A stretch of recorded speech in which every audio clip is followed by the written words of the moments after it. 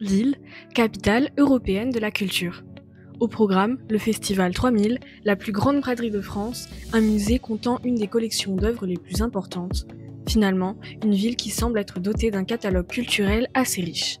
Cependant, les milieux culturels de France alertent depuis déjà plusieurs années sur les coupes budgétaires réalisées par les collectivités et le gouvernement. Ces risques sont-ils réels? Quels sont les dangers auxquels il faut se préparer? Comment y faire face? En bref, pourquoi faut-il chercher à préserver la culture?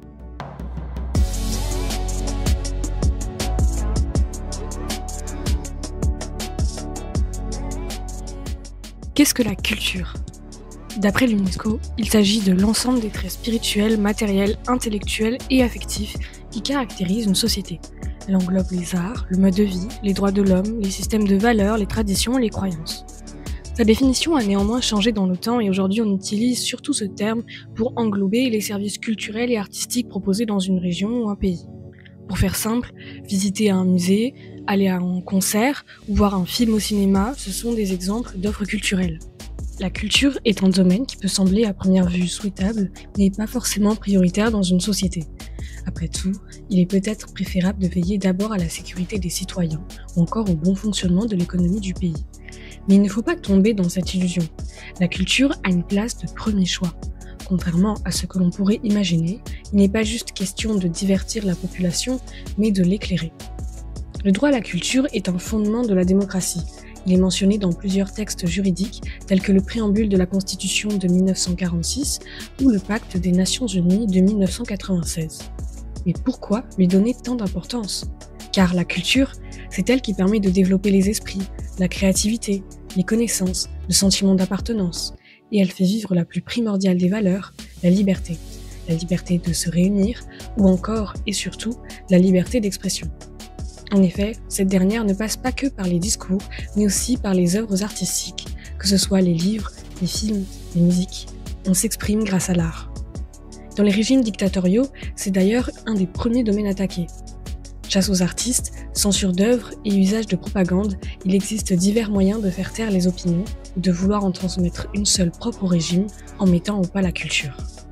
Au cours de l'histoire, la culture était aussi seulement réservée aux élites, considérée comme un privilège de la noblesse.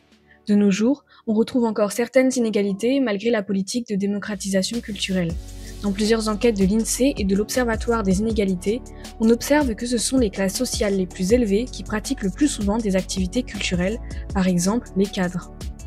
Outre les inégalités d'accès qui persistent, bien que moins importantes qu'autrefois, la question reste: quel est l'état de la culture aujourd'hui ?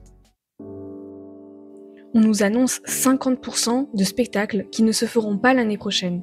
Une compagnie sur deux de danse, de théâtre, de musique va disparaître, révélait un comédien et militant à CGT Spectacle au micro de France 3 Hauts-de-France en 2024.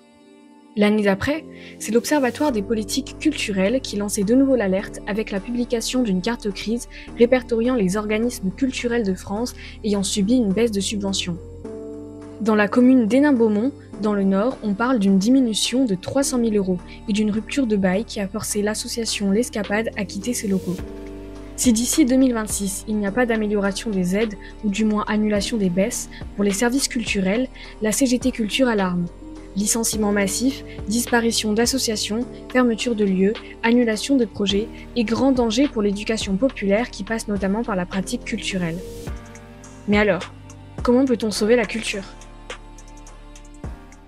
La culture est très essentielle. Supprimer ça, justement, c'est supprimer le droit de s'exprimer autant pour les artistes, mais aussi pour une liberté de public, de vouloir s'amuser, découvrir, faire cette expérience qu'est le concert aussi. Enfin, c'est une expérience qui reste unique, de rencontres, d'échanges, de sensibilisation, d'ouverture d'esprit aussi, qui est très importante.